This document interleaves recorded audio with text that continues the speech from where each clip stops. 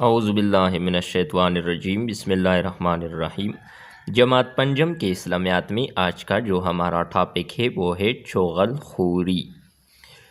چغل خوری سے مراد دو افراد کو ایک دوسرے کی باتیں بتا کر ان کے درمیان اختلاف پیدا کرنا اور جھگڑا کروانا ہے۔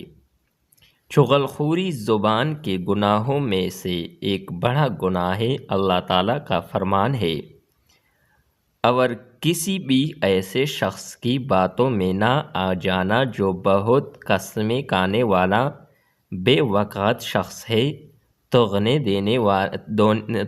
دینے کا عادی ہے، چغلیاں لگاتا پھرتا ہے۔ سورۃ القلم کی آیت نمبر 10 اور 11 ہے۔ چغل خور اللہ تعالیٰ کی ناراضی اور غضب کا شکار ہو جاتا ہے۔ نبی اکرم صلی اللہ علیہ وآلہ وصحبہ وسلم نے بھی چغل خوری کو سخت ناپسند کیا ہے اور چغل خور کو بدترین شخص فرمایا ہے۔